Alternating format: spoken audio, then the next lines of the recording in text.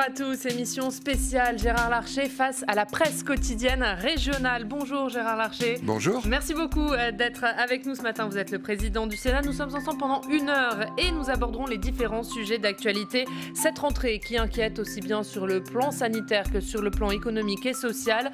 Le plan de relance est-il le bon remède? Question de sécurité aussi, c'est une préoccupation pour les Français. C'est un sujet dont s'empare le gouvernement.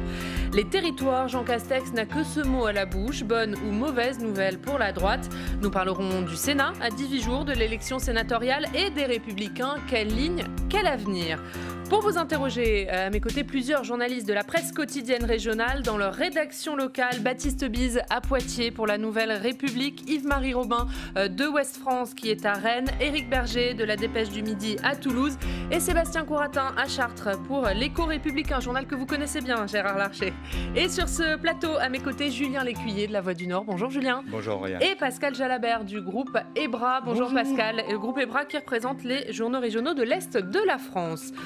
On commence, Gérard Larcher, donc avec cette crise sanitaire et ces chiffres du Covid qui sont à la hausse, encore plus de 6500 cas recensés hier. Est-ce que ça vous inquiète? Est-ce que pour vous, la France est prête à faire face à une deuxième vague? D'abord, je suis content d'être avec la presse quotidienne régionale, parce que je pense que sur les territoires, elle joue un rôle à la fois d'information, de débat, mais aussi de cohésion. Sébastien Couratin ne sera pas étonné, parce que je pense que cette presse joue un rôle de cohésion dans un moment où nous avons besoin de retrouver la cohésion. Alors, la situation sanitaire. Les mesures prises par le gouvernement et les autorités locales me paraissent appropriées et proportionnées.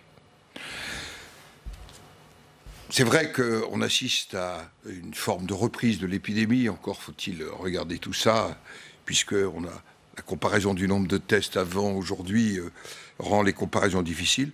Il faut à tout prix éviter un confinement généralisé, et il faut qu'en même temps l'économie, l'école puissent fonctionner, et permet de dire qu'il ne faut pas opposer les générations dans le débat. On a vu à un moment, on confine pour protéger, je fais simple, les aînés.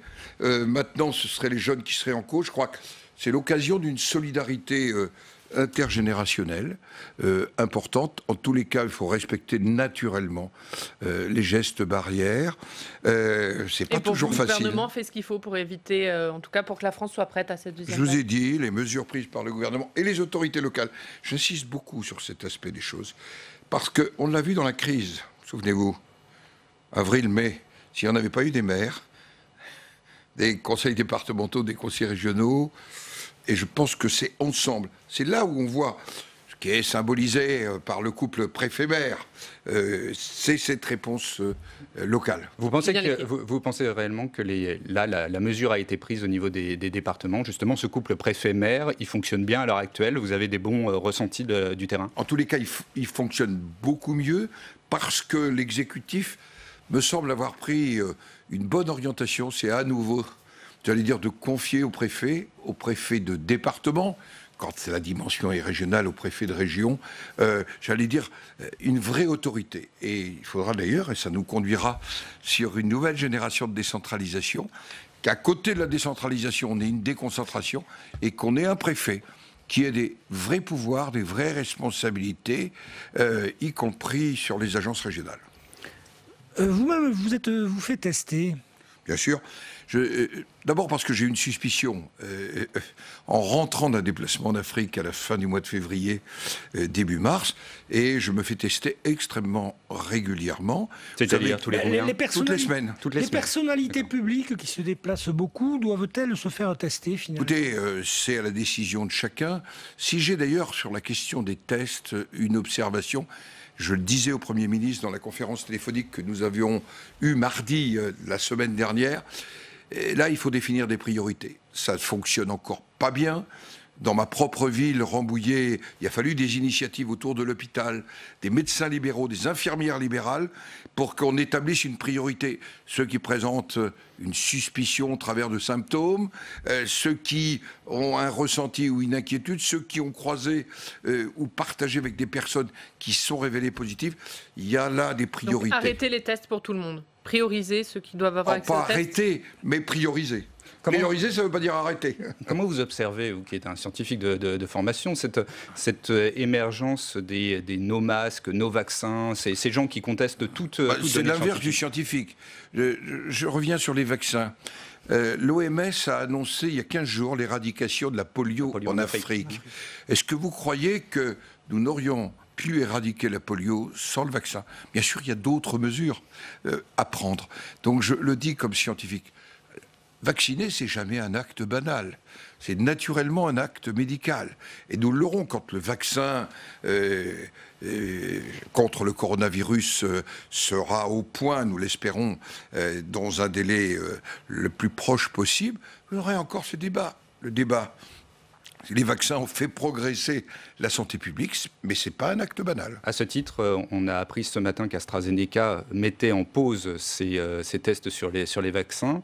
Est-ce qu'il faut s'attendre finalement à vivre encore plusieurs années avec cette menace? Nous ne savons rien parce qu'il y a 10 jours, j'étais avec le patron en France de Sanofi qui annonçait... Alors, chacun des labos poursuit, j'allais dire, la mise au point de ce vaccin. Pour le 2e trimestre de l'année prochaine, la possibilité de mise sur le marché d'un vaccin. Je crois qu'on aura des annonces parce que, ça veut dire, la science, elle avance parfois en bégayant, mais c'est normal. Dernière question sur ce sujet, Monsieur le Président. Il va y avoir un conseil de défense vendredi. Il y a un débat sur l'éventuel raccourcissement de la quatorzaine. Est-ce que pour vous, il faut raccourcir cette quatorzaine? Il faut s'en tenir à l'avis des scientifiques. Ça nous renvoie à la biologie. Et en même temps, je pense que si on peut lever la crainte de la longue durée, on peut faciliter le dépistage. Donc, si les scientifiques nous disent 7 jours, ça suffit, on ne va pas être plus, j'allais dire royaliste, médecin que médecin, mais ça pourrait lever un certain nombre de préventions parce que nous rencontrons tous des gens qui disent non, je ne vais pas me faire dépister parce que je ne peux pas m'arrêter 14 jours. Et je pense que... vous avez vu, le Premier ministre donne l'exemple, et moi-même, tout vous avouer, c'est ce soir mon test. Ah.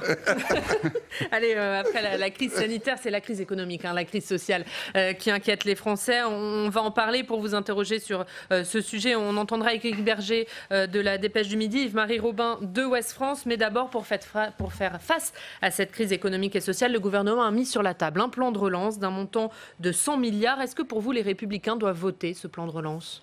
D'abord, ce sera le projet de loi de finances.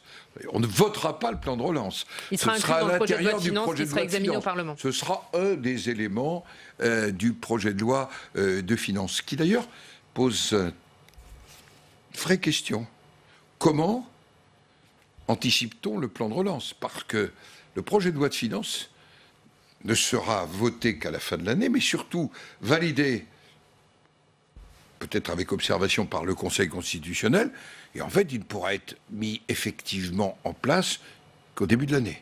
Or, il y a des besoins pour les entreprises, il y a des besoins pour notamment accompagner des jeunes dans ce moment difficile, il y a des besoins pour la formation professionnelle, il va y avoir des besoins pour la transition écologique.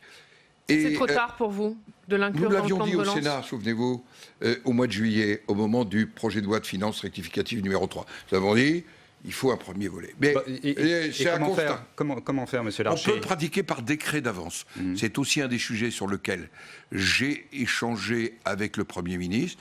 Le décret d'avance, vous savez, c'est une technique qui donne 7 jours entre le décret, 7 jours pour que les commissions des finances donnent leur avis. Et on peut ainsi anticiper. Moi, ce qui m'importe, au fond, dans des orientations générales qu'on peut partager, que ça soit utile et que ça soit efficace. Et ma grande préoccupation, c'est que on puisse utiliser les moyens du plan de relance. Et si on ne déconcentre pas une partie de ce plan de relance au niveau des territoires, au niveau, par exemple, des régions et des départements, nous aurons nous aurons de grandes difficultés à le mettre en œuvre. Votre crainte, Monsieur Larcher, c'est que les crédits ne soient pas consommés, tout simplement. Bien sûr, mais on le connaît avec des crédits européens. Donc il faut vraiment quelque chose qui soit le plus proche des réalités des entreprises, des réalités. C'est le préfet là encore qui doit jouer son rôle là-dessus. Le préfet en dialogue avec les élus, en dialogue avec les organisations professionnelles, c'est dans la proximité. Tout ne devra pas être traité dans la proximité, mais sans avoir fait une analyse financière absolue, je disais au Premier ministre, réellement, c'est ça la priorité pour que ça ne soit pas simplement qu'une annonce sur la transition, sur la compétitivité, sur la cohésion sociale. On va avoir des besoins sur la cohésion sociale avant la fin de l'année. Et c'est là où il nous faut des décrets d'avance. Et c'est au niveau du terrain. Dans le plan, il y a un volet très fort d'implication des territoires, y compris financière. Or, les associations d'élus commencent à dire attention, on veut bien, mais il faut en avoir les moyens. Bien sûr. Des compensations. Comment, vous, le Sénat, qui êtes quand même la Chambre des territoires, allez veiller à ce que les collectivités aient les moyens d'accompagner ce sera le débat dans le projet de loi de finances. Et ça nous renvoie parce que le président de la délégation collectivité territoriale de l'Assemblée nationale avait chiffré la perte soit de recettes, soit les dépenses supplémentaires à la fin juillet entre 3 milliards et 3 milliards et demi. Ici, le rapporteur général du budget parlait de plus de 4 milliards. J'ai peur que ces chiffres, du fait de la continuation de la pandémie, vous savez, j'étais à Saint-Priest la semaine dernière, dans le Rhône. Une école fermée, une classe fermée, ça a des coûts pour une collectivité locale. Et donc, être attentif à la réalité du bloc communal, en même temps, nous vivons les conséquences d'une décision auquel nous nous sommes opposés, qu'est la taxe d'habitation. Les communes vont récupérer le foncier bâti des départements. Les départements vont récupérer de la TVA. Et comme il y a les impôts de production qu'il faut alléger, ce qu'on appelle la CVAE, j'allais dire l'héritière de la taxe professionnelle, faisons clair, qui va aux régions, va être diminuée largement. 10 milliards. Et c'est une bonne décision. 10 milliards. Et c'est une bonne décision. Mais compensée par de la TVA. On va utiliser des milliards de TVA sur une collecte annuelle de 180 milliards de TVA. On est donc dans un bouleversement aussi de la nature des recettes et du levier fiscal. Alors, en projet de loi de finances, pardonnez-moi d'être un peu technique, on a voté pour les départements une garantie de recettes sur les droits de mutation. On voit qu'il y a beaucoup de droits de mutation le long des côtes, mais qu'à l'intérieur, il n'y en a pas beaucoup. On appelle les frais de notaire. Ouais, voilà. Eh bien, je pense que nous allons suivre tout ça avec beaucoup d'attention. Ce sont les communes, les communes particulièrement, c'est l'Association des maires de France qui est peu satisfaite de ce plan de relance et qui tire la sonnette d'alarme sur son autonomie financière. Pour vous, ce sont les communes les grandes perdantes de ce plan de relance ? Elles ne sont pas perdantes. Elles ne maîtrisent pas suffisamment les choses. Voilà mais pourquoi... ça met un peu plus en danger leur autonomie financière pour vous ? Mais l'autonomie financière des départements, pardonnez-moi, à partir du moment où il n'y a plus de levier fiscal du foncier bâti, il n'y a pas que les communes. Les départements sont aussi atteints.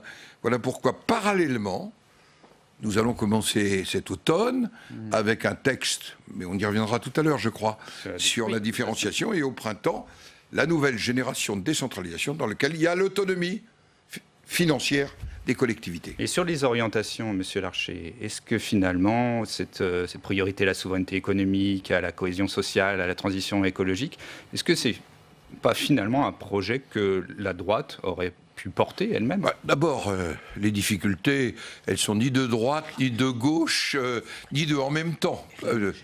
Et donc, ces réponses, maintenant, c'est l'efficacité de la réponse. Et en même temps, se poser... Pardonnez-moi d'utiliser. Mais est-ce que c'est un bon plan, Monsieur Larcher ? En fait, c'est ni plus ni moins que ça ma question. Je vous ai dit les orientations. Est-ce que les Républicains peuvent dire le plan de relance de M. Macron est bon ? Les orientations générales sont bonnes. Je vous l'ai dit en préambule. Donc, maintenant, c'est la mise en œuvre. Avec aussi une réalité, c'est qu'un jour, c'est de l'argent, c'est de la monnaie qui n'est pas virtuelle. Et qu'il faudra tout ça à un moment le financer. Vous avez perdu une hausse d'impôt ? Non, parce que le gouvernement s'est engagé, et je pense que augmenter les impôts, c'est porter une atteinte à la compétitivité. On ne veut pas dire d'un côté je renforce la compétitivité, et de l'autre côté je flingue la compétitivité. Mais est-ce que vous craignez que ce soit les retraités qui payent l'addition ? Mais non, puisqu'on a dit qu'il n'y avait pas de hausse d'impôts. Alors, pas de hausse d'impôts.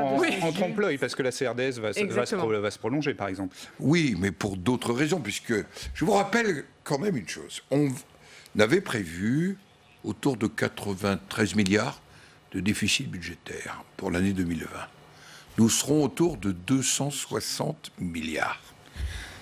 Oriane Mancini doit se souvenir que le Sénat s'est arrêté de siéger l'an dernier pour 500 millions autour du problème de l'hôpital. On est, sur les comptes sociaux, à plus de 40 milliards de déficit.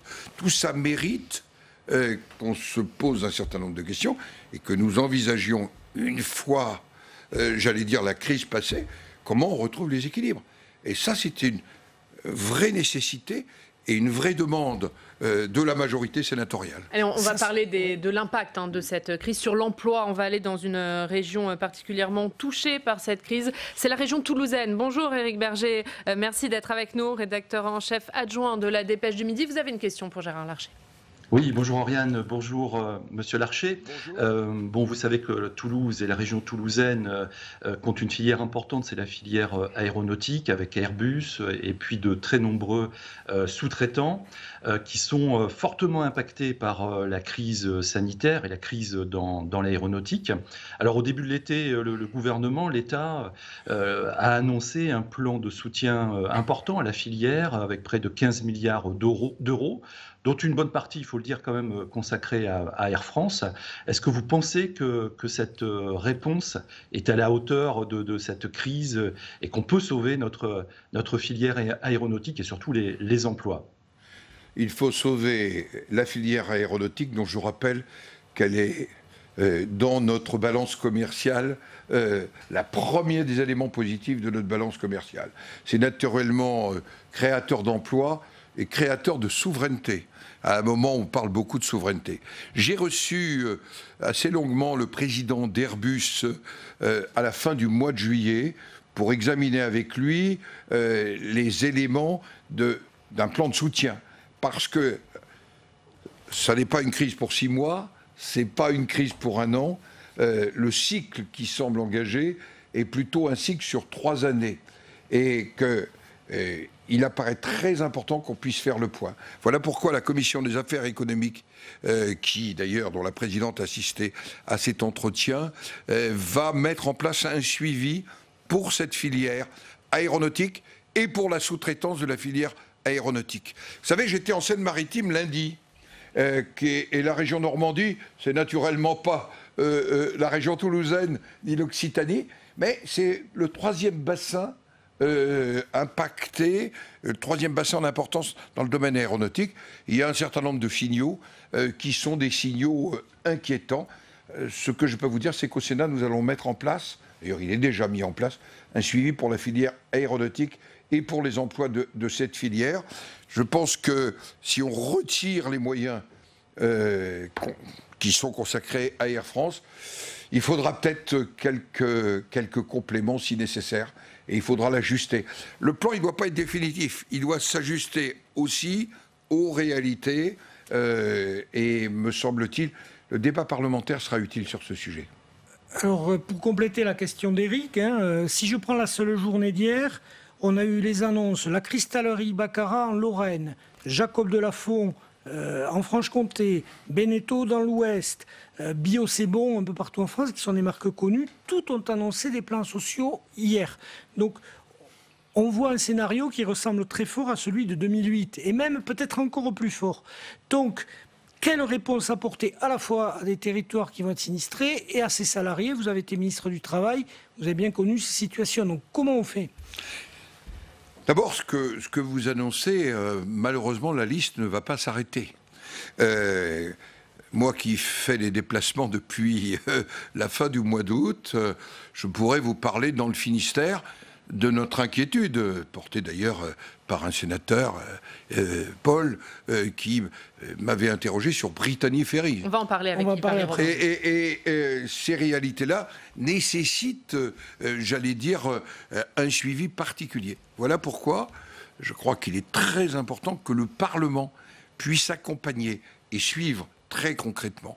Le ministre du Travail que j'ai été dit qu'il faut réagir par filière, par bassin d'emploi et voir en même temps comment on ne gaspille pas, pardonnez-moi, les ressources humaines, les compétences. L'aéronautique, c'est l'exemple même de grandes compétences qui sont dans une industrie, j'allais dire la sous-traitance aussi, et comment on ne les gaspille pas. D'où les plans de formation, d'où les accords d'activités adaptées en temps de travail, en moyens, l'ensemble des... Et c'est donc avec les partenaires sociaux qu'il faut en même temps traverser cette période difficile. Monsieur Larcher, est-ce qu'il faut s'attendre, comme le président d'ailleurs l'avait noté, à une énorme casse sociale et industrielle ? Je pense que nous avons le risque de sinistre industriel dans un certain nombre de secteurs. Je ne dis pas que de casse, de sinistre industriel. Le secteur de l'automobile, même si PSA se porte mieux que Renault, je ne peux pas vous dire, moi, l'élu des Yvelines, que je ne suis pas inquiet par le sinistre Renault dans la vallée de la Seine, avec des conséquences sociales assez terrifiantes dans un territoire qui souffre depuis des années. Et donc, nous pouvons avoir une période extrêmement difficile. Voilà pourquoi, dans cette période, il ne suffit pas de se montrer du doigt mutuellement, il faut essayer d'aider et de porter notre pays. C'est ce que nous ferons au Sénat. Vous parliez de Brittany Ferries, Monsieur le Président. Justement, on va en parler avec Yves-Marie Robin, journaliste à Ouest France depuis Rennes. Bonjour Yves-Marie, vous avez une question à ce sujet. Bonjour Monsieur Larcher. Bonjour. Effectivement, la Bretagne doit affronter une grave crise économique en ce moment. Dans les Côtes-d'Armor, un plan social chez Nokia avec 400 emplois touchés, une fermeture de la compagnie d'aviation Hop à Morlaix d'ici 2 ans avec 200 emplois concernés. Et puis donc maintenant, effectivement, vous le disiez, la compagnie de navigation Brittany Ferries à Roscoff, face à l'île de Bas que vous connaissez bien, je crois. Cette entreprise de 2000 à 3000 salariés selon les saisons, spécialisée donc dans les traversées vers l'Angleterre, est doublement victime du Brexit et forcément du Covid. Ces pertes sont chiffrées actuellement à 100 millions d'euros. Sa direction en appelle à l'État. Les élus sont très inquiets, notamment les sénateurs. Que faire donc pour lui éviter de sombrer ? Alors, d'abord, j'ai vu le président Rouet il y a une dizaine de jours, avec le président de la Commission pour l'Union européenne, parce qu'il y a le sujet Brexit, vous avez raison, et sur la Covid, vous avez la décision britannique de la quarantaine. Exactement. Et aujourd'hui, Brittany Ferries ne transporte que 10% des passagers qu'il transportait auparavant. Il ne suffira pas de mesures d'exemption fiscale et sociale. Rien que le prêt garanti par l'État aujourd'hui, quand il entrera dans sa phase de remboursement, c'est au moins la somme des exemptions fiscales et sociales. Je pense que nous sommes là sur le premier armement français utilisant le plus de marins français. C'est une affaire de souveraineté maritime. Il faut donc traiter le sujet de manière adaptée pour la Brittany Ferries. Ça touche la Bretagne, ça touche la Normandie, et ça touche tout un circuit économique qui, par le fret, permet d'échanger avec les îles britanniques. C'est donc un sujet, pour rien vous cacher, hier, conjointement, le président de la Commission pour l'Union européenne et moi-même avons saisi le Premier ministre. C'était d'ailleurs un de mes sujets d'entretien d'il y a 10 jours avec le Premier ministre, la question de la Brittany Ferries. Vous avez évoqué Hop, sujet très important pour Morlaix, car c'est l'héritage de Britair. Et derrière, il y a la formation, mais il y a la maintenance. Et donc ce sujet, il est réellement posé dans la situation où est Hop. Mais il a été posé, mais qu'est-ce que vous a répondu le Premier ministre ? Il est en train d'examiner vous parlez de Brittany Ferries ou de Hop ? Oui, de Brittany Ferries. Brittany Ferries. Il est en train d'examiner le dossier. Et nous lui avons fait des propositions, mais laissons au Premier ministre quand même quelques temps. On n'est pas dans l'exigence. Ce qui m'importe, c'est la situation des territoires bretons, normands, des salariés et de l'entreprise et de la souveraineté maritime. Car la question de la souveraineté maritime est posée. Un mot sur Nokia. J'ai aussi reçu des Nokia en juillet, parce que tout ça nous inquiète. Le territoire de Lannion n'a fini pas d'être impacté. J'espère qu'il y aura des annonces positives dans quelques jours pour le secteur de Lannion. Pour rencontrant la présidente de la communauté de communes du Finistère, juste en limite des Côtes-d'Armor, elle me disait l'inquiétude des citoyens qui travaille dans le bassin d'emploi de Lannion et qui aujourd'hui ne cesse de voir ce qu'a été un des fleurons du développement de la France et breton autour de la téléphonie, en train d'aller d'attrition en attrition. Merci Yves-Marie, on vous retrouve un petit peu plus tard dans cette émission. On va passer à un autre sujet, Gérard Larcher, c'est la sécurité, le séparatisme, qui sont les thèmes de rentrée du gouvernement. Un séminaire gouvernemental a d'ailleurs lieu sur ces questions de sécurité aujourd'hui. Est-ce que vous dites que le gouvernement a mis trop de temps à s'attaquer à ces questions et que les élus locaux, finalement, ont été laissés trop seuls ? L'insécurité, c'est pas un sentiment, c'est une réalité. Et moi, je dépasse les mots et je ne vais même pas évoquer un livre de tradition indienne qui traduit plutôt le bonheur que le malheur, comme le président de la République. Qui a parlé de la Sutra de l'ensoulagement hier. Par contre, c'est vrai qu'il y a une banalisation de la violence, mais nos concitoyens n'en peuvent plus de la violence. Votre confrère Le Monde citait Bressuire, qui ne passe pas, allez dire, pour un secteur violent. Les images de Grenoble, les images de Toulouse, ce qu'on a vu sur les Champs-Élysées, mais aussi, tout simplement, ce qui m'a été raconté à Nîmes vendredi dernier, qui fait que le maire de Nîmes a demandé rendez-vous au ministre de l'Intérieur. C'est un territoire dans lequel il y a eu un effort de continuum de sécurité engagé avec l'État, mais qui est dans une situation très difficile. Mais montant vers Alès, la commune de Fontanès, des élus agressés, une insécurité. Donc, il s'agit aujourd'hui d'apporter une réponse. À ceux qui ont dit, et souvenez-vous, il y a eu 10 jours, la droite s'empare de ce dossier. Eh ben, le gouvernement s'en rend tellement compte qu'il y consacre aujourd'hui un séminaire. Et qu'il y consacre, me semble-t-il, moi, je pense qu'il faut réfléchir au continuum de sécurité. On nous promet depuis 2 ans un livre blanc sur la sécurité. Je l'ai rappelé d'ailleurs au Premier ministre. Promis par Christophe Castaner. Oui. Oui. En l'état, le projet est quand même, je reprends des mots qui ne m'appartiennent pas, qui étaient à l'exécutif, un monument de technocratie. Il faut donc qu'on fasse concret. Je pense qu'il faut qu'on sorte ce livre blanc et que ce livre blanc, dans le continuum, il doit partir du maire, premier acteur de la sécurité, et qu'il aille jusqu'à la réponse pénale et à l'exécution de la peine. Il ne suffit pas de mobiliser policiers, gendarmes, policiers municipaux, dans ce couple d'ailleurs préfet-maire. Il faut aussi, derrière, et on l'a longtemps nié, que la réponse judiciaire soit à la hauteur. Donc plus sévère qu'aujourd'hui.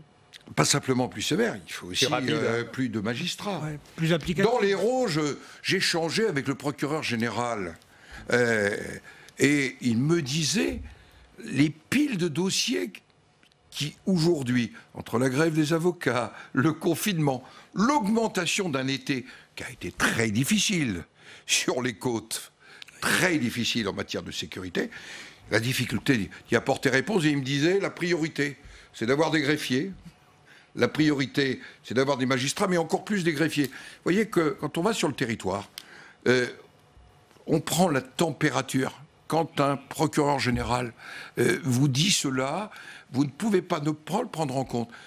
Et je pense que ce sera une des demandes pour ce continuum de sécurité. Et on va retourner à Toulouse pour parler de ces questions. Toulouse qui a été touchée avec Éric Berger. Oui, en effet, vous avez cité Toulouse. Effectivement, depuis le début de l'été, dans les quartiers de Toulouse, principalement les quartiers nord, il y a eu près d'une dizaine de fusillades qui ont fait 5 victimes. Alors, c'est principalement des affaires liées au trafic de stupéfiants. Toutefois, ça participe du sentiment d'insécurité. Alors, quelle peut être une réalité. Oui. Quelle peut être la réponse de l'État? Enfin, vous l'avez un peu évoqué. Est-ce que c'est qu'une question d'effectifs de police à renforcer sur le terrain, sachant, en tous les cas, pour le cas spécifique de Toulouse, que c'est quand même principalement lié au trafic de stupéfiants? Toulouse, et je pense au quartier des Isards, tout à fait récemment, c'est naturellement l'installation de territoires qui sont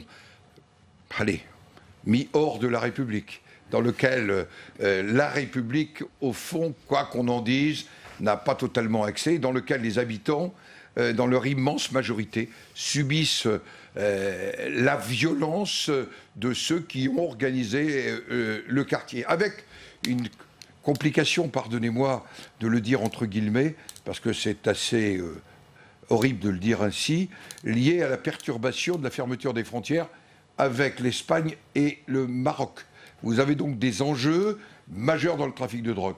Il faut que la République soit partout chez elle. C'est naturellement policier, c'est naturellement la présence sur le terrain, et c'est d'aller au bout, et notamment au bout en matière judiciaire et pénale.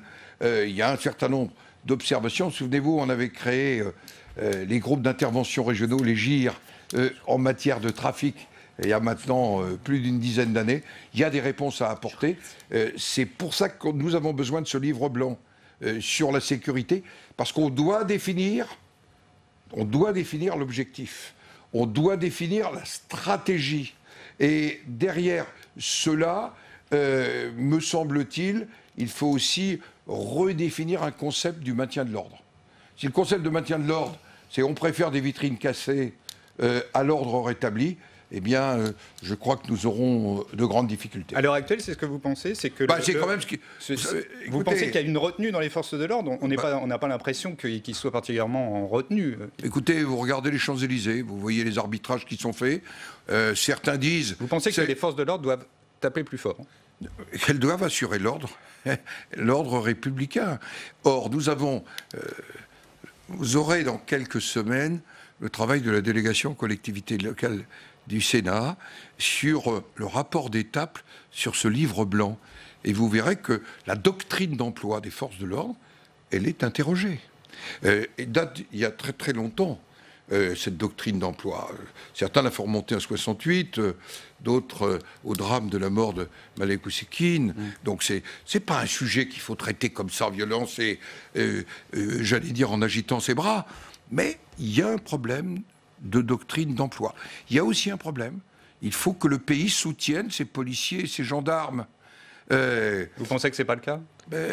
Je pense que les Français sur le fond, mais parfois, et sur un certain nombre de sujets qui méritent sans doute des réactions, voire des sanctions, on en fait une généralité. La République a besoin de ceux qui assurent le respect de la loi, la défense de l'état de droit. Il s'appelle policier, gendarme, il s'appelle juge, qu'il soit procureur ou magistrat du siège. Plus généralement, le ministre de l'Intérieur parlait d'ensauvagement de la société. Alors, la délinquance est un phénomène extrême, plus 16% de violence aux personnes menant, mais il y a aussi le refus de l'institution, du maire, du professeur, parfois même des parents. Donc, la réponse doit-elle pas être plus globale ? Bien sûr, les questions d'éducation, la question aussi d'appartenance à une communauté nationale qu'on fait partager, et on le voit bien. Il y a du séparatisme. Écoutez, il y a un sondage qui démontrait que plus des 2/3 des jeunes compatriotes musulmans de moins de 25 ans pensaient que la loi religieuse était supérieure à la loi de la République. Et le premier des sujets dans le séparatisme, c'est de réaffirmer le principe que la République, c'est une communauté nationale. Que dans notre pays, un de ses fondements, c'est la laïcité, à côté du fondement de l'école. Vous savez, là, on vient de fêter le 150e anniversaire de la République. Pour moi, il y a 4 piliers dans la République. En dehors de la démocratie. La commune, on est dans les lois de la fin du 19e. L'Assemblée communale délibère. L'école, et qui est née ici, dans cette Assemblée, l'école. La loi de 1901 qui permet l'association des citoyens autour d'un projet. Et la loi de 1905. Et je rappelle ces mots de Briand. Ils sont actuels. La loi doit protéger la foi. Et je suis très attentif à ce que chacun puisse exercer ou ne pas exercer son culte, de croire ou ne pas croire. Mais, poursuivait Briand, la foi ne doit jamais dicter la loi. Je crois que c'est tout simple. Il faut le rappeler, et un certain nombre de mesures que le gouvernement s'apprête à proposer. J'ai écrit avec un philosophe, Marcel Gauchet, un petit ouvrage, c'était il y a un an, autour de la loi de 1905, qui était une réflexion en profondeur, non pas pour dire qu'elle était intouchable, mais pour dire qu'elle était au fondement de la République.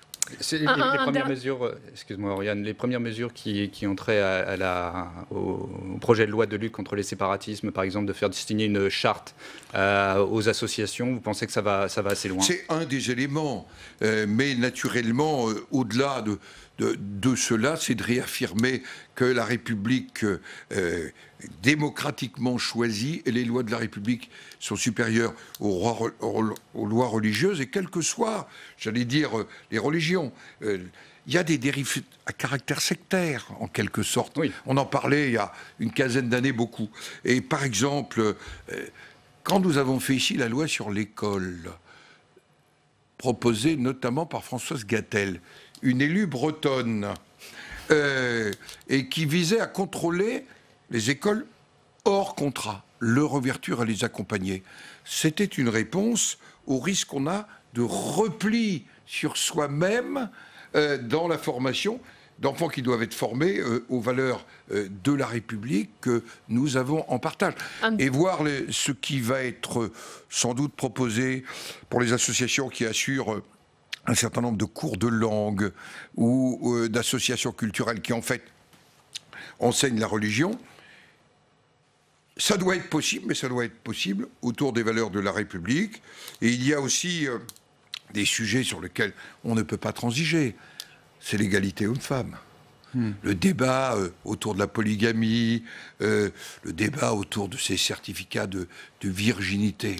Nous devons, dans la République, et c'est une conquête qui n'est pas venue de la Troisième République, qui s'est construite progressivement, l'égalité homme-femme, est intransigeante. Un dernier mot sur ce sujet, Monsieur le Président, puisqu'on va passer aux questions d'élus locaux et de territoires. Les maires qui sont victimes de nombreuses agressions, on va voir les chiffres, 361 agressions en 2018, 383 en 2019 et déjà 233 en 2020. Le garde des Sceaux, Éric Dupond-Moretti, a fait paraître une circulaire en début de semaine qui demande au procureur de durcir les poursuites à l'encontre des agresseurs d'élus locaux. Est-ce que pour vous, cette circulaire est suffisante ?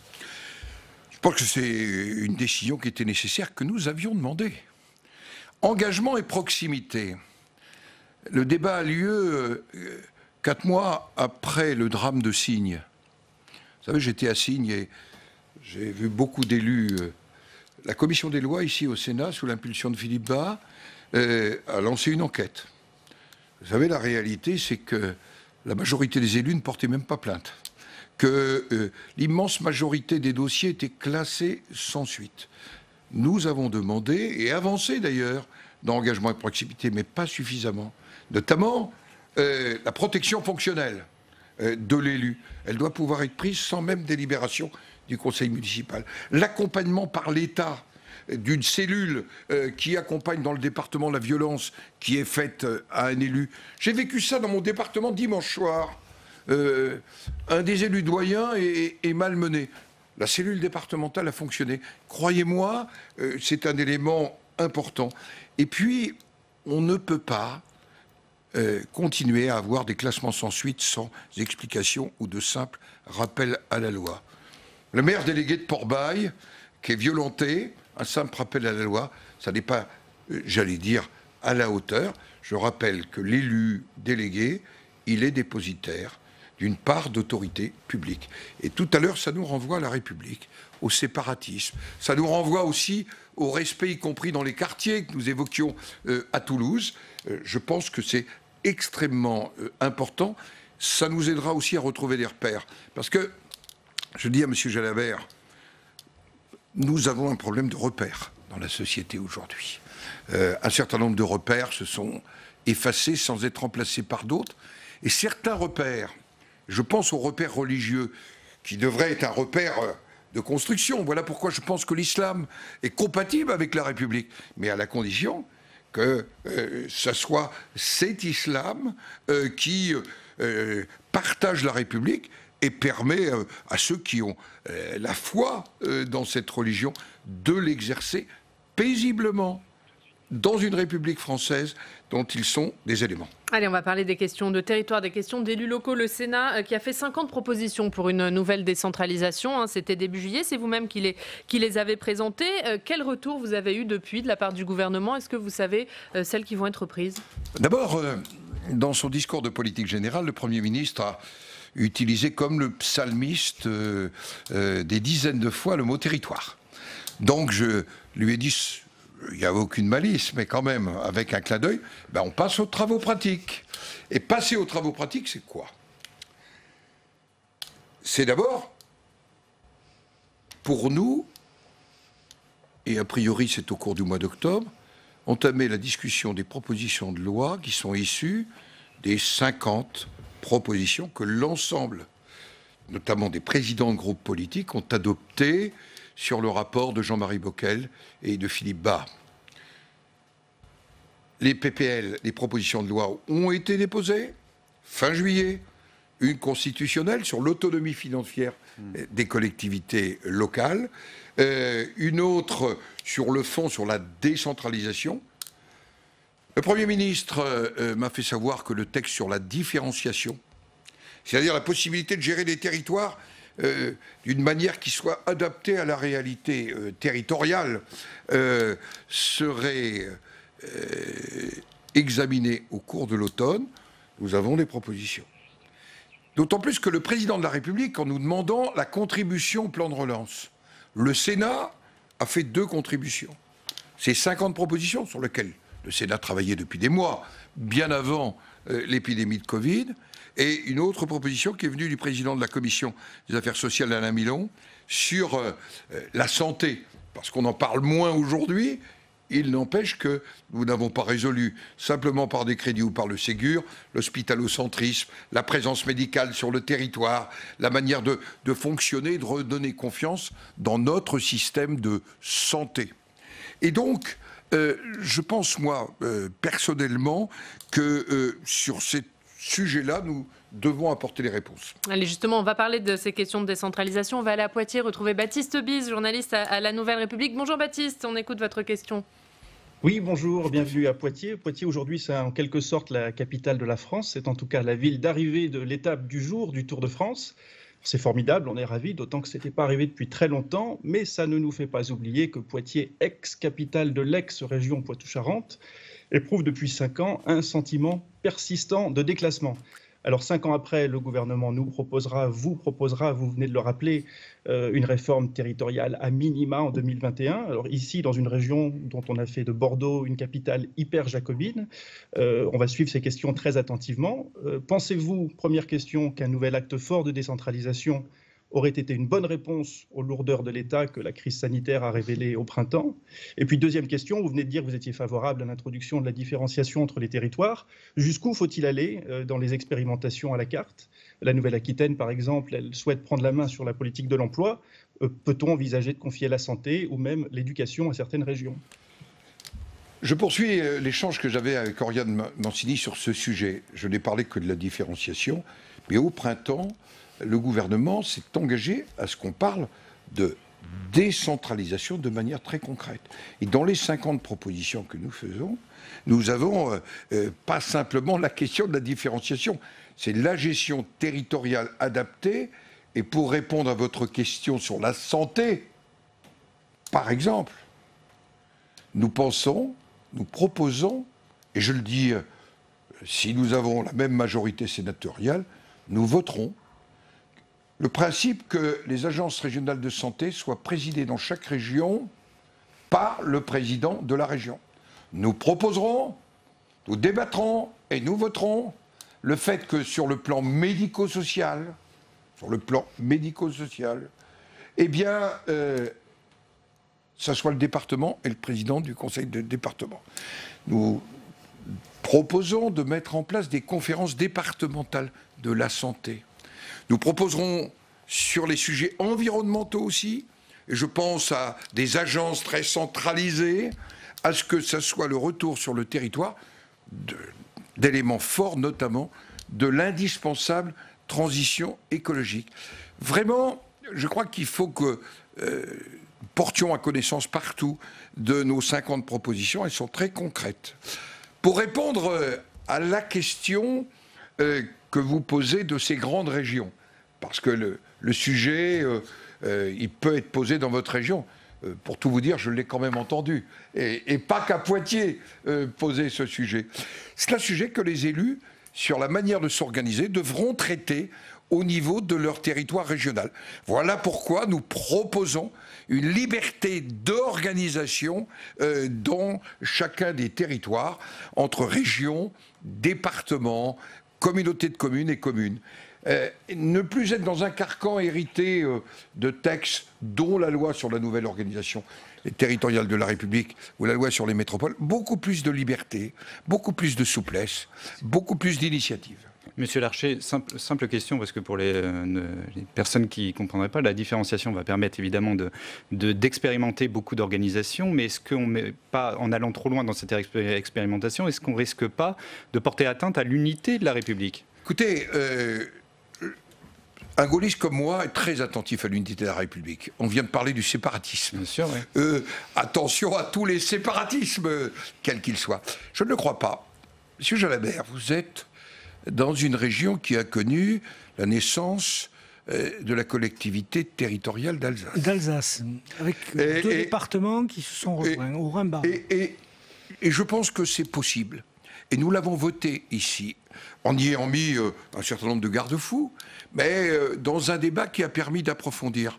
Il faut que nous puissions avoir des organisations de cette nature qui nous permettent d'avancer. Je me souviens bien de la rapporteure qui est une élue du Seine-Maritime, du Havre, Agnès Canaillet. Je lui dis au moins, vous êtes à 1000 km de Strasbourg, mais au fond, je crois que la République une et indivisible n'est pas antagonique, et il n'y a pas d'antagonisme profond à des organisations adaptées. Nous le voyons bien entre métropole et villes intermédiaires, villes moyennes.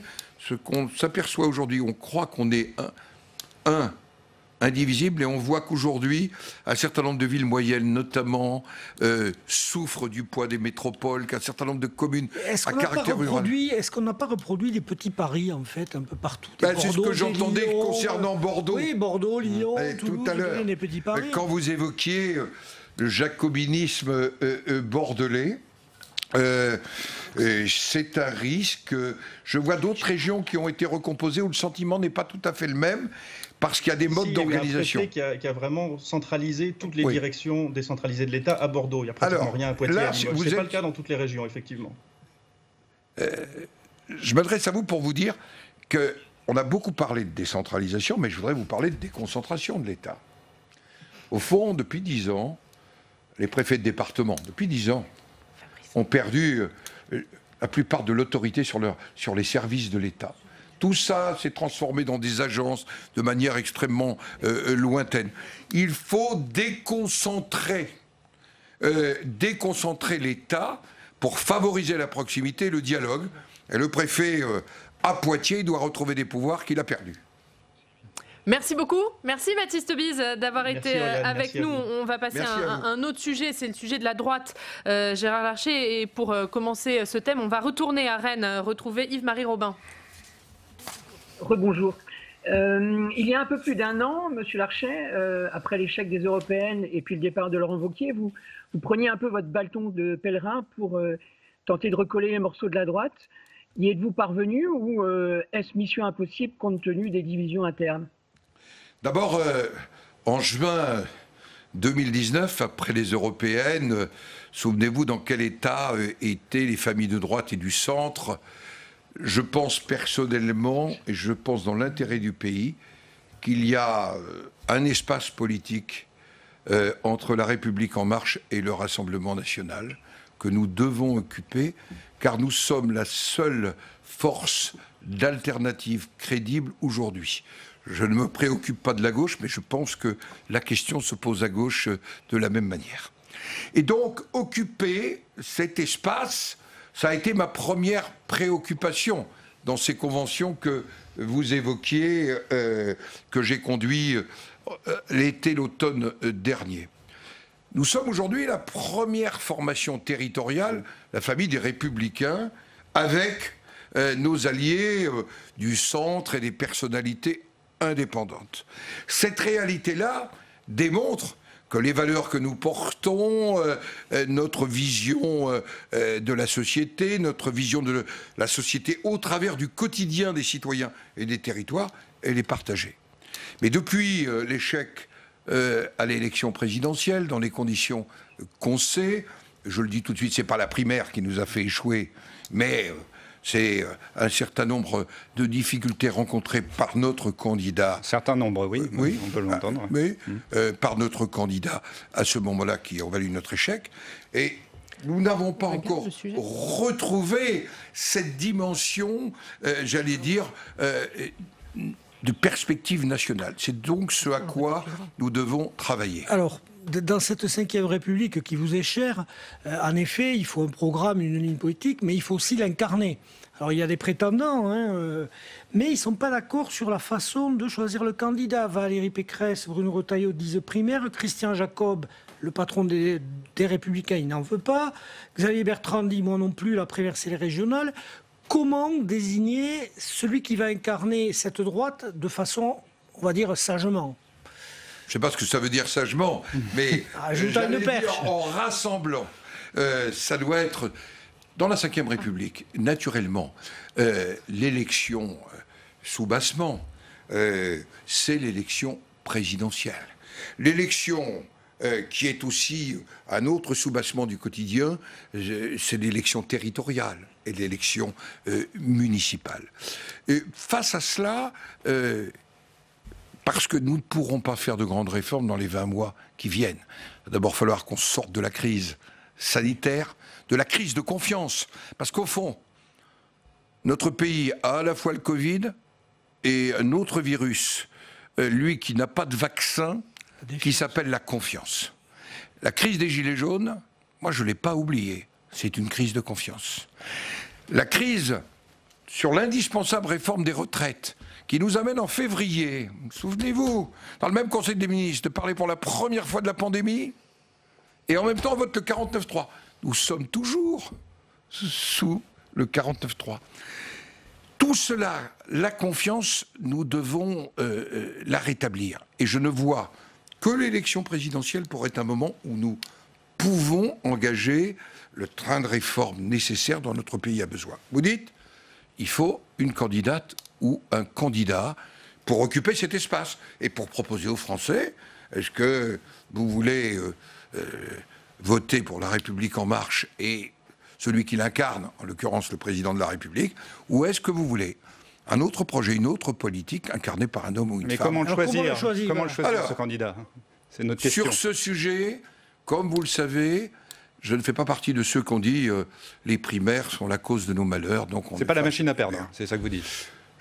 Sans doute, nous ne pouvons plus organiser des primaires comme nous les avons organisées pour différentes raisons, y compris logistiques et financières. Il faut aussi qu'on se dise les choses. Voilà pourquoi un jour après en avoir débattu, j'ai proposé qu'il y ait une méthode de départage.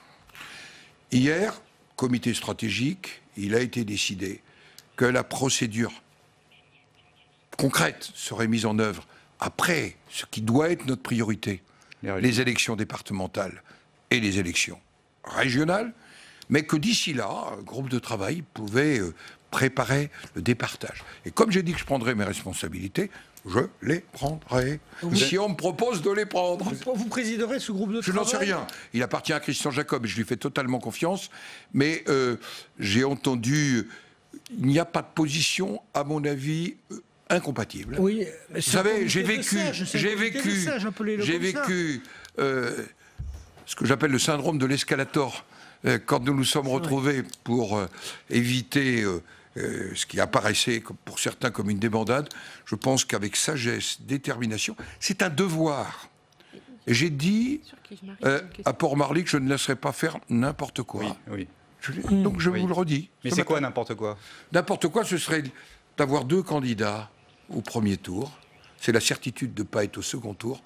Ce serait une faute contre la démocratie. Un mot sur celui que beaucoup espéraient comme votre candidat, hein, François Baroin. Alors, il a dit qu'il ferait connaître sa décision à l'automne. Est-ce qu'il vous en a fait part de cette décision? Non, parce qu'il ne l'a pas encore prise en tant que telle. Qu'est-ce qu'il attend? Parce que je pense qu'il faut bien qu'on se dise, tout à l'heure, vous faisiez la liste de ce qui se profile au plan économique, social et sociétal. Dans quel état serons-nous dans 2 mois, dans 2 mois et demi? La première préoccupation de nos concitoyens, je le vois en me déplaçant, c'est pas d'abord l'élection présidentielle. C'est un débat fort intéressant entre vous, les partis politiques, et qu'on ne doit pas éluder. Il n'y a pas, y a pas à éluder ce débat. Mais le quotidien et l'inquiétude des gens, c'est, je suis jeune, dans ma propre permanence, qui est ouverte 6 jours sur 7, je n'ai jamais vu, dans une région qui va bien, autant de jeunes venir nous chercher pour un stage, pour une alternance. Donc c'est ça le quotidien. S'il ne l'a pas encore prise, vous avez dit que tout le bien que vous pensiez de François Baroin, est-ce que vous allez tenter de le convaincre d'être votre candidat? Vous savez, je pense du bien de François Baroin, je pense du bien de Valérie Pécresse. Je serai demain avec Xavier Bertrand, et vous le savez, avec Bruno Retailleau, la relation que nous pouvons avoir, avec parfois notre diversité. Je pense qu'on a une addition de talents, et que mon rêve, c'est plutôt d'utiliser tous ces talents, et qu'il y en aura un qui portera. Bruno Retailleau, qui a déjà fait part de ses volontés d'être candidat, est-ce qu'il est à même de rassembler la droite et le centre? C'est votre volonté de rassembler la droite et le centre? Quand je constate ce qu'il fait ici au Sénat, quand je constate ce que fait la majorité sénatoriale, quand je vois sur des sujets très sensibles, comme les questions de bioéthique, où chacun connaît les positions qui sont les siennes, il démontre qu'il est en capacité d'écouter et de partager et de respecter les différences. C'est un président de groupe, je vous le dis devant vous, exceptionnel. Allez, on va parler des sénatoriales. Je vais juste remercier Yves-Marie Robin de Ouest France d'avoir été avec nous. On va parler des sénatoriales. Alors, je le précise, Gérard Larcher, le Sénat est renouvelé par moitié. Vous n'êtes pas renouvelable cette fois-ci. Vous avez déjà annoncé votre intention d'être à nouveau candidat à la présidence du Sénat. Et pour cela, il va vous falloir conforter, en tout cas stabiliser votre majorité présidentielle. La droite qui a perdu au municipal des grandes villes comme Marseille, comme Bordeaux. Est-ce que vous craignez un affaiblissement de votre majorité ? D'abord, la majorité sénatoriale part rassemblée dans cette élection. Ce rassemblement, ça ne veut pas dire que dans un certain nombre de départements, il n'y ait pas plusieurs listes. Mais ils se rassemblent autour d'une conception de la représentation des territoires, de la vitalité de la démocratie, de l'amélioration de la fabrique de la loi. Ils se rassemblent autour de la force des territoires, de la confiance dans la proximité. Ça, c'est le projet de la majorité sénatoriale. Alors, je pense que nous allons vers des perspectives, je l'espère, de stabilité de la majorité sénatoriale, avec un renouveau assez profond. Je suis frappé, je me livre, pas partout, mais à un petit test dans les réunions avec les délégués sénatoriaux. Aujourd'hui, pour respecter les conditions sanitaires, ça n'est plus le même style de réunion. Mais je leur pose la question, qui a déjà voté pour l'élection des sénateurs? Et en général, entre 30 à 45% des mains se lèvent. Ça veut dire que de l'autre côté, il y en a qui n'ont jamais voté pour l'élection sénatoriale.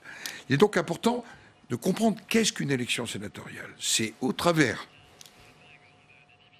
des élus territoriaux, ils sont 550 000 dans ce pays, de choisir les représentants d'une des deux chambres du Parlement pour représenter les territoires, mais aussi pour voter la loi, pour contrôler le gouvernement. En matière de contrôle du gouvernement, on a démontré notre efficacité. Donc, nous serons les conséquences des élections municipales. À Marseille, les écologistes ont gagné Marseille. Et pourtant, dans les Bouches-du-Rhône, après une période quand même terrible de division, nous nous sommes retrouvés autour de l'élection sénatoriale, la majorité autour de Patrick Boré. Il y aura des conséquences bien sûr à Lyon, il y aura des conséquences sans doute plus importantes à Bordeaux, parce que les réalités, mais nous avons des candidats, et vous savez, les délégués sénatoriaux, parfois ils dépassent les simples clivages partisans. Alors on va parler des sénatoriales avec Sébastien Couratin, journaliste à l'Écho républicain. Bonjour Sébastien, merci d'être avec nous et vous avez des questions à Gérard Larcher sur cette élection.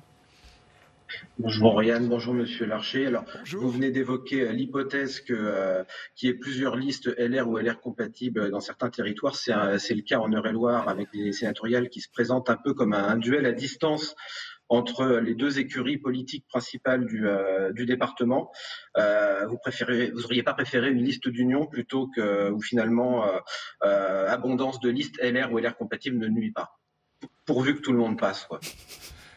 Écoutez, pour vous poser une question spécifique, Eure-et-Loire, département voisin du mien, le rapporteur général du budget, Albéric de Montgolfier, avec Chantal de Seine, conduit la liste qui a l'investiture de la majorité sénatoriale. Il y a une autre liste, bon, c'était déjà le cas la fois précédente, donc ça traduit des diversités de sensibilités. Les délégués sénatoriaux choisiront en fonction de ces sensibilités. Nous l'avons dans d'autres départements, là parfois sur des familles politiques un peu différentes. Je pense en Haute-Savoie par exemple, mais je pense que c'est les délégués sénatoriaux, et je leur fais confiance, qui feront le choix. Et autre question, Sébastien, sur la présidence du Sénat. Oui, alors vous vous orientez vers une candidature pour un quatrième mandat, vous serez sûrement réélu au plateau. Comment vous envisagez cette future séquence qui sera sans doute plus politique parce qu'elle se profile vers la présidentielle, dans un rôle d'opposant par exemple ? Écoutez, d'abord, merci pour vos prévisions vues de Chartres, qui leur donnent une dimension spirituelle forte. Nous verrons. Je serai candidat. On monte les unes. Je serai candidat. J'espère que mes collègues me manifesteront leur confiance. Quel est mon objectif pour les 3 ans qui viennent ? Bien sûr, s'ils étaient dans une élection sénatoriale il y a 6 ans, la question qu'on aurait posée en premier, est-ce que le Sénat survivra encore 3 ans ? À quoi sert le Sénat ? C'est des questions qu'on se pose beaucoup moins, je m'en rends compte. Parce que collectivement, les sénateurs, aussi bien de la majorité que des groupes d'opposition et minoritaires, tous se sont vraiment impliqués dans le rôle, Sébastien Couratin, non pas d'anti-pouvoir, mais de contre-pouvoir. Et je vais vous faire simplement donner un chiffre. 76% des textes législatifs au cours de cette dernière année ont été votés conjointement par la majorité de l'Assemblée nationale et du Sénat. Mais plus de 50% des amendements apportés par le Sénat ont été dans le texte. C'est donc un enrichissement dans la fabrique de la loi. Pas anti-pouvoir, mais contre-pouvoir, c'est ce que vous répétez. Et j'ai fait un excellent livre jadis qui s'appelle Contre-pouvoir. Avec Marion Mourgue qui va nous rejoindre. Avec Marion Mourgue, et qui est toujours disponible. Et j'exprime ainsi que je crois que depuis la réforme du quinquennat, où l'Assemblée nationale est la réplique sismique de l'élection présidentielle, il faut dans une démocratie une assemblée qui n'est pas le même calendrier, qui n'est pas la même composition du corps électoral et qui est des pouvoirs parfois asymétriques. Dans les lois ordinaires, c'est les députés qui l'emportent sur nous et pourtant nous avons voté les 3/4 de textes ensemble. Et dernière question, Pascal. Oui, alors justement, vous avez contribué à cet équilibre pouvoir exécutif, pouvoir législatif durant vos mandats. À droite, vous êtes quand même celui qui a fait le plus d'efforts pour rassembler. Si au fond, parmi les candidats qu'on a cités, aucun ne parvenait à se dégager, est-ce que vous-même, vous pourriez être intéressé par l'élection présidentielle ? Non, je suis candidat à la présidence du Sénat. Point. Et c'est la dernière ? C'est le dernier mandat ? Écoutez, c'est autre chose. Chaque chose en son temps. On n'annonce jamais sa entrée en regardant la porte de sortie. C'est un principe assez classique, y compris dans la compétition de chevaux, qui a été mon métier, avant de devenir sénateur. Et merci beaucoup. Merci, Monsieur le Président, d'avoir été notre invité et d'avoir répondu aux questions des journalistes de la presse quotidienne régionale, que je remercie d'avoir été avec nous. Baptiste Bise, Yves-Marie Robin, Sébastien Couratin et Éric Berger. Merci. Merci à tous Merci pour cet échange et ce petit tour de France qui est important et ce qui me donne... Je serai dans l'Aisne et dans le territoire de Belfort d'ici la fin de la semaine avant d'aller dans le Loir-et-Cher. Voilà. Et voilà, vous poursuivez vous aussi votre tour de France. On va continuer à parler de votre interview, Gérard Larcher, avec, je le disais, Marion Mourgue, qui va nous rejoindre, et Benjamin Morel. Mais d'abord, on va réécouter vos propos sur la question de la sécurité. C'est vrai qu'il y a une banalisation de la violence, mais nos concitoyens n'en peuvent plus de la violence. Votre confrère Le Monde citait Bressuire, qui ne passe pas, allez dire, pour un secteur violent. Les images de Grenoble, les images de Toulouse, ce qu'on a vu sur les Champs-Élysées, mais aussi tout simplement ce qui m'a été raconté à Nîmes vendredi dernier, qui fait que le maire de Nîmes a demandé rendez-vous au ministre de l'Intérieur. C'est un territoire dans lequel il y a eu un effort de continuum de sécurité engagé avec l'État, mais qui est dans une situation très difficile. Mais montant vers Alès, la commune de Fontanès, des élus agressés, une insécurité. Donc, il s'agit aujourd'hui d'apporter une réponse. À ceux qui ont dit, et souvenez-vous, il y a eu 10 jours, la droite s'empare de ce dossier. Eh ben, le gouvernement s'en rend tellement compte qu'il y consacre aujourd'hui un séminaire. Et qu'il y consacre, me semble-t-il, moi, je pense qu'il faut réfléchir au continuum de sécurité. On nous promet depuis 2 ans un livre blanc sur la sécurité. Je l'ai rappelé d'ailleurs au Premier ministre. Promis par Christophe Castaner. Oui. Oui. En l'état, le projet est quand même, je reprends des mots qui ne m'appartiennent pas, qui étaient à l'exécutif, un monument de technocratie. Il faut donc qu'on fasse concret. Je pense qu'il faut qu'on sorte ce livre blanc et que ce livre blanc, dans le continuum, il doit partir du maire, premier acteur de la sécurité, et qu'il aille jusqu'à la réponse pénale et à l'exécution de la peine. Il ne suffit pas de mobiliser policiers, gendarmes, policiers municipaux, dans ce couple d'ailleurs préfet-maire. Il faut aussi, derrière, et on l'a longtemps nié, que la réponse judiciaire soit à la hauteur. Donc plus sévère qu'aujourd'hui. Pas simplement plus sévère, il faut aussi plus de magistrats. Ouais, plus applicatif. Dans l'Hérault, j'ai échangé avec le procureur général et il me disait les piles de dossiers qui, aujourd'hui, entre la grève des avocats, le confinement, l'augmentation d'un été qui a été très difficile sur les côtes, très difficile en matière de sécurité, la difficulté d'y apporter réponse, et il me disait la priorité, c'est d'avoir des greffiers, la priorité, c'est d'avoir des magistrats, mais encore plus des greffiers. Vous voyez que quand on va sur le territoire, on prend la température. Quand un procureur général vous dit cela, vous ne pouvez pas ne pas le prendre en compte. Et je pense que ce sera une des demandes pour ce continuum de sécurité. Et nous allons donc revenir sur cette interview que nous a accordée Gérard Larcher avec Marion Mourgue. Bonjour Marion. Bonjour. Merci beaucoup d'être avec nous. Vous êtes journaliste au Figaro et vous êtes l'auteur, Gérard Larcher le rappelait, de Contre-pouvoir, livre d'entretien avec le président du Sénat. Benjamin Morel, bonjour. Bonjour. Merci d'être avec nous. Vous êtes politologue. On va revenir sur cette interview. D'abord, avant de revenir sur le fond, qu'est-ce que vous avez pensé globalement de l'interview du président du Sénat ? Vous citiez le titre Contre-pouvoir. Je trouve que par rapport à il y a un an, et justement pour avoir beaucoup suivi Gérard Larcher, il est un peu moins critique à l'égard du gouvernement. Il utilise l'expression toujours de contre-pouvoir, mais c'est plus mesuré parce que justement il y a l'arrivée de Jean Castex, et il le rappelait lui-même, Jean Castex a beaucoup parlé des territoires. Donc on sent un président du Sénat aujourd'hui qui est plus dans l'attente, qui demande des résultats, qui dit place aux travaux pratiques, mais qui à la limite attend de voir. Et donc, on sent qu'il y a cette position. Ça n'empêche pas quelques critiques sur la politique et au niveau national, notamment sur la sécurité. Mais je dirais qu'il y a plus un regard, je ne sais pas si c'est bienveillant, mais attentif. Il a changé d'optique, Gérard Larcher, depuis l'année dernière. Gérard Larcher a changé. Mais en tout cas, en effet, on note un changement de ton qui est un changement de ton important. Alors, avec un ton beaucoup plus accommodant vis-à-vis du gouvernement, il y a probablement un effet Castex. Il y a également un effet crise, crise sanitaire, crise économique. On est sur des points essentiels sur lesquels trop cliver n'est pas forcément payant. Ensuite, il y a également un effet sénatorial. Là, aujourd'hui, pour des maires, pour des élus qui sont beaucoup moins polarisés, notamment dans les territoires ruraux, il est important d'avoir un discours modéré, il est important d'avoir un discours d'ouverture, notamment en vue des prochains projets de loi 3D, etc.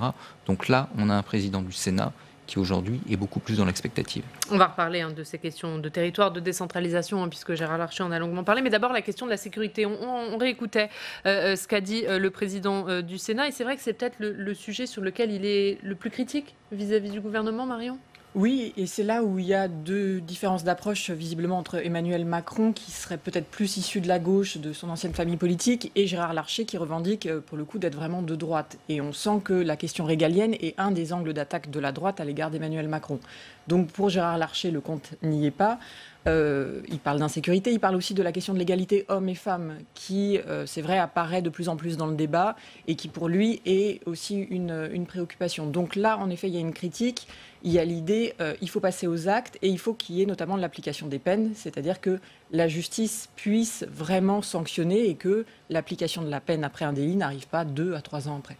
Et c'est peut-être l'homme de droite qui parlait sur ce thème de la sécurité plus que le président du Sénat, Benjamin Morel.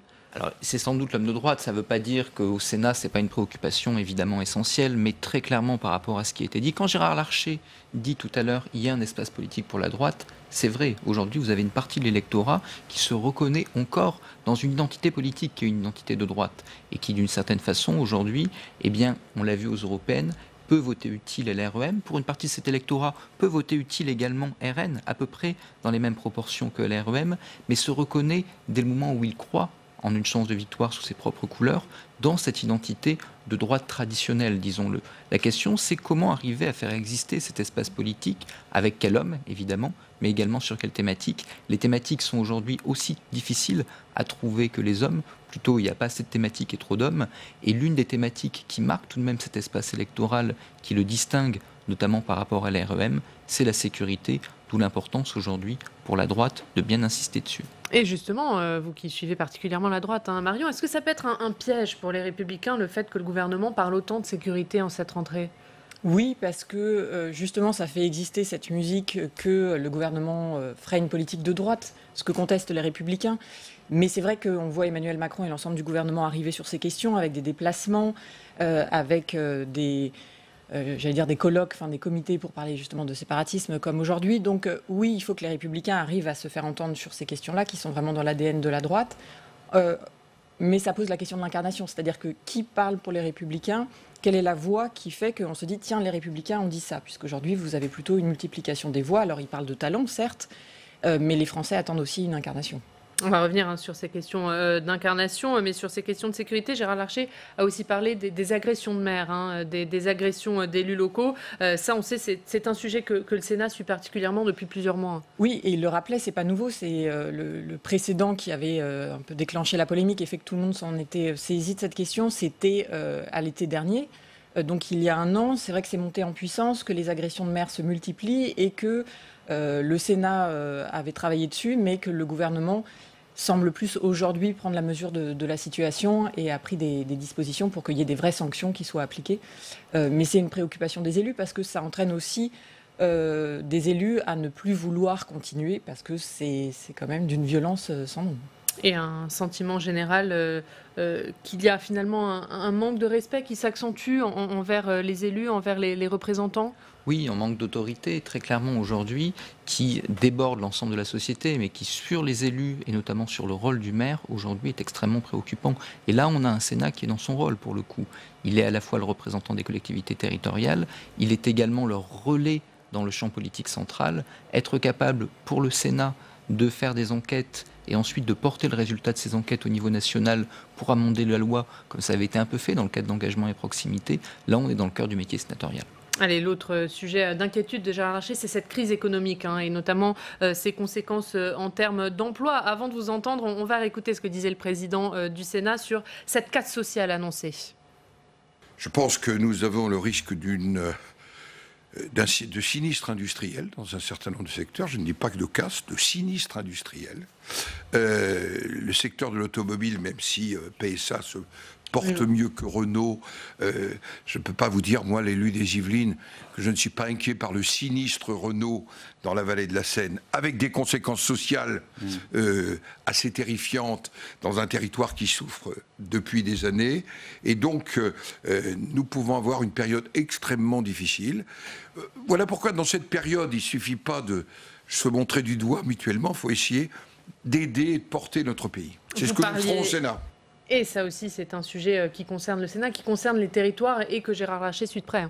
Oui, et quels que soient les territoires, c'est vrai qu'il le disait dans sa permanence, le nombre de gens qui viennent le solliciter pour un emploi.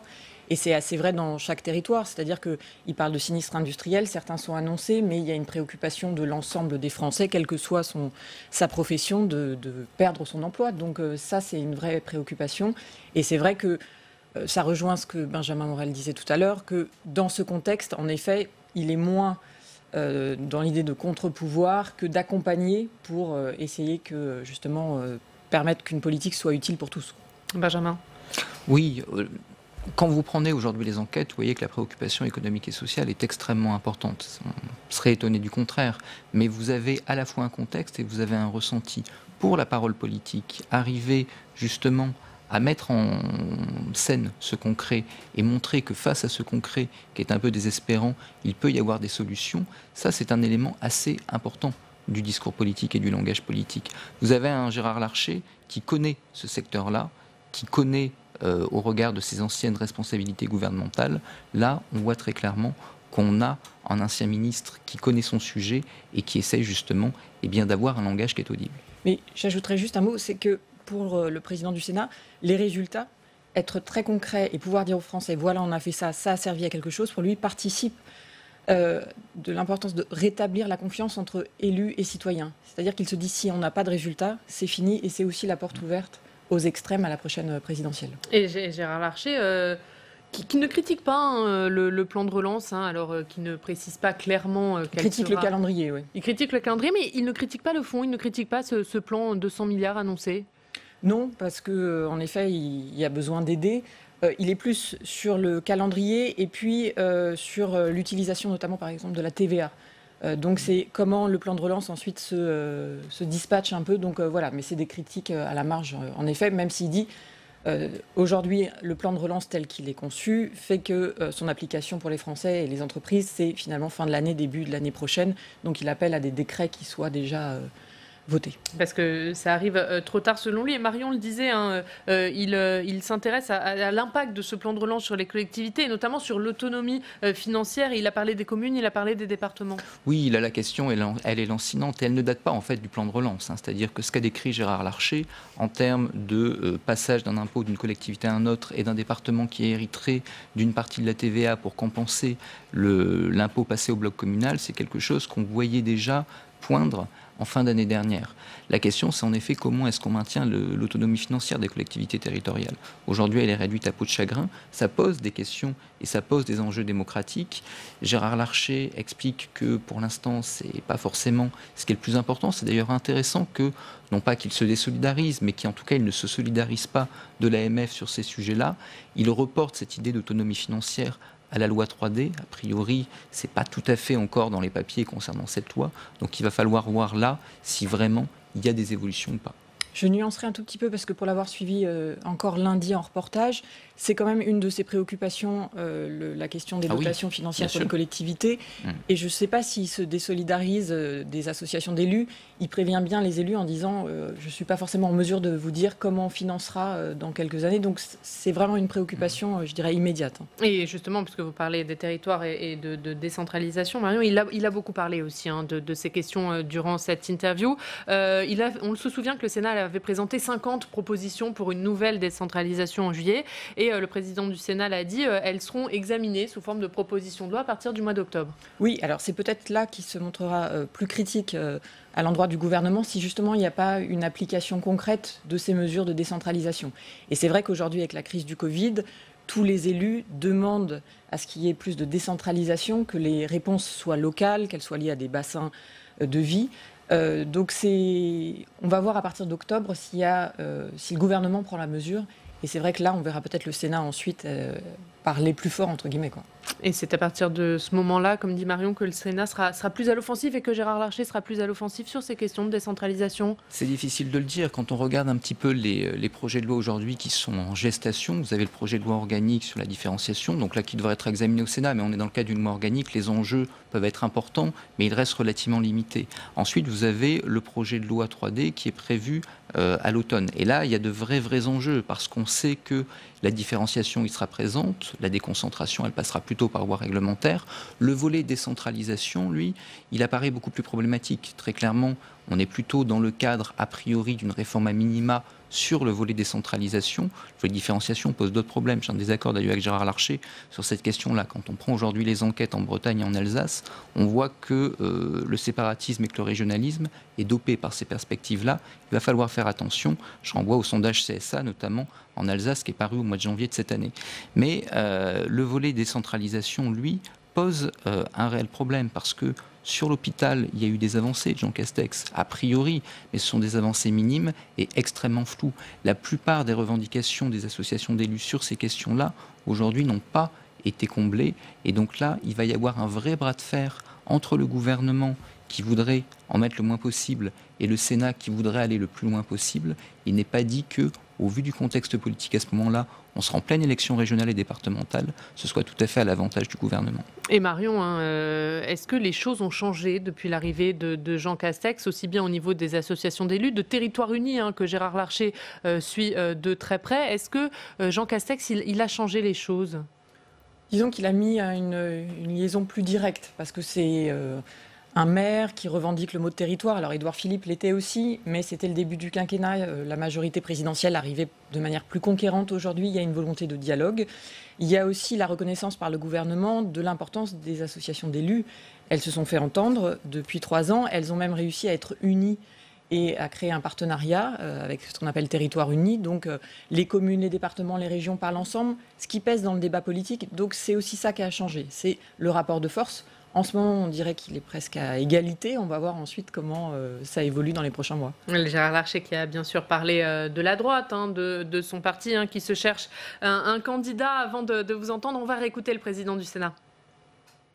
Hier, comité stratégique, il a été décidé que la procédure concrète serait mise en œuvre après ce qui doit être notre priorité, les élections départementales et les élections régionales, mais que d'ici là, un groupe de travail pouvait préparer le départage. Et comme j'ai dit que je prendrais mes responsabilités, je les prendrai. Et j'ai dit à Port-Marly que je ne laisserai pas faire n'importe quoi. Oui. Donc je vous le redis. Mais c'est quoi n'importe quoi? N'importe quoi, ce serait d'avoir 2 candidats au premier tour. C'est la certitude de ne pas être au second tour. Ce serait une faute contre la démocratie. Gérard Larcher qui reste sur sa ligne sur ce sujet, Marion. Oui, mais j'ai envie de dire, il y a encore du travail à droite. Hier, au comité stratégique, les participants, à la limite, se sont mis d'accord sur la question de la primaire. Alors on peut dire que ça avance un peu, parce qu'avant, cette question était taboue, mais le chemin est encore long. Le processus de désignation est encore long. Aujourd'hui, la majorité est plutôt d'accord pour que ce processus intervienne après les régionales, même si certains, à l'inverse de Bruno Retailleau, auraient aimé qu'au moins on mette en place ce processus. Ça ne veut pas dire qu'on décide, mais qu'on mette en place. Donc vous voyez le nombre d'étapes qu'il y a avant, sachant qu'il se dit inquiet si jamais il y a 2 candidats de la droite, façon Chirac-Balladur, et c'est une vraie question. Sauf qu'aujourd'hui, Xavier Bertrand a déjà annoncé qu'il ne se soumettrait pas à une primaire, à ce système de départage. Donc on voit le nombre d'embûches qu'il y a sur le chemin de la droite pour avoir un candidat. Et Gérard Larcher qui se dit prêt à jouer le rôle de sage, qui peut ramener l'unité ou garantir l'unité de sa famille. Oui, il a déjà eu ce rôle de sage à plusieurs reprises. Donc c'est sûr qu'il y aura plusieurs personnalités. C'est assez logique qu'il en fasse partie. Mais on sent que c'est un peu poussif comme processus de désignation. C'est-à-dire que la primaire en 2016... il y avait une sorte de dynamique. Alors certes, il y avait eu des réunions pour organiser tout ça, mais il y avait une sorte de dynamique dès le départ. Là, on se dit que si déjà il faut un comité de sages pour arriver à s'entendre sur le processus, c'est mal parti. Benjamin. Oui, il faut bien comprendre que on a un espace politique qui est structuré plutôt par une tradition bonapartiste. Il attend un chef. Et l'électeur, pour croire en une chance de victoire, c'est pas seulement la Ve République, c'est également la culture politique de cet espace, a besoin d'un chef. Un chef qui émergerait aujourd'hui serait idéal parce qu'il pourrait capitaliser sur une victoire de la droite au départemental et régional qui apparaît tout de même assez probable. Et donc faire croire à ses électeurs que la victoire est possible et donc performativement faire advenir une victoire. Là, aujourd'hui, ce processus est extrêmement compliqué parce qu'en fait, vous n'avez plus d'instances de régulation qui permettent de légitimer une candidature. LR avait la possibilité, que ce soit par les primaires ou que ce soit par un mode de désignation interne lors des dernières élections, d'annoncer un candidat et ce candidat était vu légitime par l'ensemble de l'électorat de droite. Aujourd'hui, ce n'est plus le cas. Arriver à reconstruire de la légitimité pour relégitimer ensuite un candidat, c'est tout l'enjeu. Je pense qu'actuellement, le calendrier m'apparaît un peu tardif. Oui, et un calendrier d'autant plus tardif que certains élus, à l'image de Christian Estrosi, ont déjà fait savoir que Emmanuel Macron pourrait être le potentiel candidat de la droite, enfin d'une partie de la droite. Et donc ça brouille le message. Quand Gérard Larcher dit que les Français ne lui en parlent pas, oui, il n'y a pas cette question de la présidentielle, mais il y a quand même cette demande qu'il y ait une voix pour parler, pour représenter la droite. Et donc aujourd'hui, le fait qu'ils ne tranchent pas, que les élus, les Républicains ne tranchent pas, ça brouille le message. Et un mot rapidement, Marion, sur François Baroin. François Baroin, dont Gérard Larcher dit qu'il ne connaît pas encore sa décision. Oui, enfin, il explique aussi en privé que François Baroin ne lui a pas dit, donc je modérerai le message. Vous qui croyez savoir que François Baroin a renoncé, il ne serait pas candidat à la présidentielle. On va aller voir Fanny Conqui qui va nous faire un point sur les unes de vos quotidiens régionaux aujourd'hui.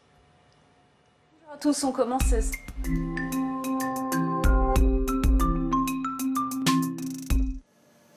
Bonjour à tous, on commence cette revue de presse ce matin avec la une du Maine Libre et la campagne des sénatoriales. Le scrutin a lieu dans 3 semaines, le dimanche 27 septembre. Et dans le contexte de crise sanitaire que l'on connaît, eh bien évidemment, la campagne est forcément particulière. Une campagne électorale en catimini pour les candidats au Sénat. C'est à lire ce matin dans le Maine Libre. On poursuit avec Lyon républicaine. Autre élection qui s'était déroulée dans un contexte particulier, ce sont évidemment les municipales du mois de juin. Et le journal titre ce matin « Maire depuis 2 mois ». Qu'ont-ils fait? Cet été fut studieux pour les élus. La rédaction a été interrogée certains d'entre eux, les maires de Sens ou de Moneto par exemple. Témoignage à lire ce matin dans le journal. À la une des dernières nouvelles d'Alsace, c'est la déception pour la France et pour la ville de Strasbourg. En effet, la semaine prochaine, le Parlement européen siégera à Bruxelles et non pas à Strasbourg. Après 6 mois d'absence, une décision que regrettent de nombreux élus, mais avec le département du Bas-Rhin qui est classé en zone rouge, eh bien le risque sanitaire est jugé encore trop élevé. On passe maintenant à la une de la Provence. On parle de Marseille et plus particulièrement du Vieux-Port. Tapage nocturne, des cris, la musique, les rodéos urbains, une situation qui est devenue insupportable pour les riverains. Certains envisagent de déménager et ils ont même lancé une pétition. Et je vous propose de regarder aussi dans la Provence, c'est-à-dire ce matin l'édito qui évoque le cas de Jean Castex. Vous le savez, il est devenu cas contact après avoir côtoyé le directeur du Tour de France, lui-même testé positif au Covid. Le Premier ministre a donc été testé, il a eu les résultats rapidement et ce n'est pas le cas de Monsieur Tout-le-Monde, nous rappelle Philippe Schmitt qui signe cet édito ce matin. Peut-être faudrait-il réfléchir à une autre méthode pour mieux cibler, pour accélérer les tests et leurs résultats. Ce sera peut-être l'objet du Conseil de défense qui est prévu ce vendredi. Je vous propose de terminer cette revue de presse avec Nice Matin qui parle des facs qui, elles aussi, doivent faire face à cette épidémie de Covid-19. En cette rentrée, les étudiants sont inquiets, certaines salles sont bondées, les universités réagissent, les amphis sont divisés par 2. On rétablit les cours à distance. Reste à savoir si tout cela sera efficace face à l'épidémie. Et merci beaucoup Fanny pour cette revue de presse. Merci Marion Mourgue. On va voir la une du Figaro aujourd'hui. Macron durcit le ton face au séparatisme islamiste. C'est à lire ce matin dans le Figaro. Et puis on va revoir votre livre, Contre-pouvoir, livre avec Gérard Larcher. Merci Benjamin Morel d'avoir été avec nous. Et puis je remercie les journalistes de la presse quotidienne régionale qui étaient à mes côtés pour cette interview. Julien Lécuyer de La Voix du Nord, Pascal Jalabert du groupe Ebra, Baptiste Bis de la Nouvelle République, Yves-Marie Robin de Ouest France, Éric Berger de la Dépêche du Midi et Sébastien Coratin de l'Écho républicain. Je vous donne rendez-vous demain à 7h30 pour un nouveau numéro de Bonjour chez vous. Très bonne journée. la presse quotidienne régionale et les télévisions locales vous ont présenté le Club des Territoires.